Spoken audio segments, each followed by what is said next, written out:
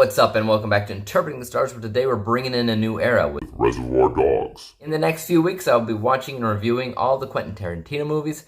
Scratch that, not everything he's ever done, not all the things he's directed, all the things he's written. There's a lot of those, just his babies, the ones he's known for. There are 9 of those movies, and while there is not actually an official release date yet for the release of Once Upon a Time in Hollywood, at least for the digital version, I'm going to predict right now that by the end of this marathon, this 8-week marathon, that it'll be released somewhere at the end of that. When it comes down to Quentin Tarantino, I haven't seen a lot of his stuff. I really haven't. I've seen most of his later works, but not most of his earlier works. But I never saw the earliest stuff, and I couldn't really tell you why that is. I think for the most part, subliminally, I was telling myself that his earliest stuff couldn't be as good as his current stuff. I remember watching the trailer to Reservoir Dogs, and I was like, no, that doesn't look that great. It looks annoying, it looks cheap, and it kind of is. But then I thought to myself, a lot of trailers in the 90s, almost all of the trailers in the 90s, never did the movies any justice at all. So taking that into consideration, I watched this movie, and I can tell you right now that I am formally telling you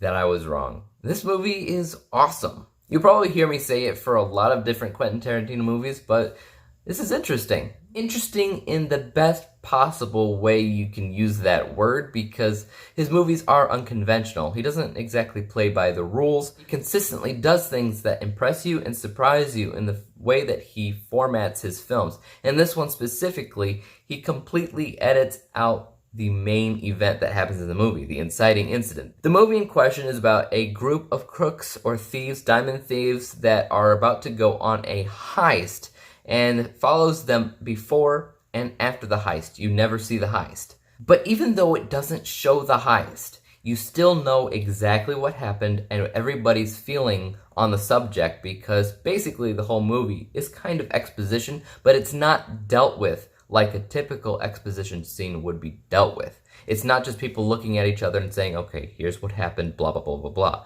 It's not that. It's a bunch of people freaking out because this happened, and this is their emotions on it. It's a very expressive film when it came down to everybody's performances. It's not exactly surprising given who directed and who wrote this movie, but it is worth talking about because their performances are off the charts, amazing from beginning to end. Everybody gets screen time to showcase their talent, and they do it tenfold every single time. A lot of people have a lot of things to say about why they think Tarantino is this really fantastic, great, different director, and they're probably all right. For me, I think he's different because his films, for whatever reason, feel like a play, specifically when it comes down to the script and the dialogue. I would actually say that's even more true for Reservoir Dogs than his other movies, because most of the film takes place in one location, which is usually the case for theatrical productions as well. There's a lot of dialogue, there's a lot of emotion, there's a lot of expression, and all of that emotion, all of that dialogue helps mold these people into different individual personalities and importance, if you will, because technically speaking, these characters would normally blend together in any other movie if it was done the same story. But Tarantino did something with the dialogue specifically that helped mold these people into different individual personalities. He gave them all those color names like Mr. Blue, Mr. Brown, Mr. Orange, Mr. White, blah, blah, blah, blah. Did he need to do that? Probably not really, but it makes it stand out among other films. The more that they have their own individual monologues, the more they feel like they are fleshed out, that they are well-rounded, that they are their own person with their own personality, which really helped my people category when I was scoring this film. I scored people category 20 out of 20 possible stars. Whenever I think about Quentin Tarantino, I think to myself, he is a wonderful writer, and he is, specifically when it comes down to dialogue, not so much when it comes down to the story, and that is because he isn't conventional, and there is things that you expect to see out of a movie that doesn't happen in this one. For instance, I don't really feel much story depth when it comes down to this film because there is no main character, there is no character here or there that the audience needs to connect with. That wasn't the point of the film. Secondly, it's not incredibly well balanced because it does skip out the main thing that you need to see,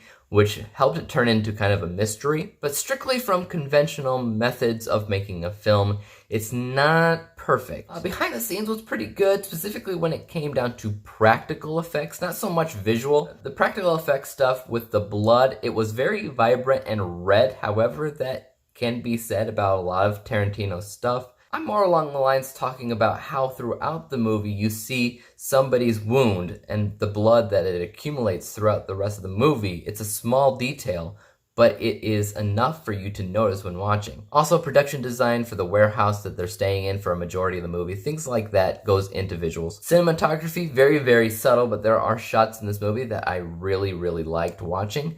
Editing, not so much. I thought the editing for the most part was typical, average, everyday stuff. I know it's the same editor that worked on at least 6 of the other Tarantino movies. Maybe they get better. I can't really remember that much. The use of music was also important to the plot in this film, so that gets perfect points as well. Overall, I would actually say that this movie is incredibly, surprisingly entertaining. I never thought in a million years that I would like this movie. I don't know why. I think it was a subliminal thing going on in the back of my head thinking, yeah, this is gonna be stupid, it's gonna be boring, it's not gonna really feel like Tarantino, and it does. It definitely feels like Tarantino. It's a fantastic movie. If you're like me and you haven't seen it for whatever reason, go check it out. My score for this movie was 91 out of 100 possible stars, 91%, which was a score that blew me away. Guys, tell me what you thought of Reservoir Dogs in the comments down below. And as for YouTube, make sure that you hit subscribe, hit the like button, hit the bell to be notified when I come out with my next review. And until then, peace out!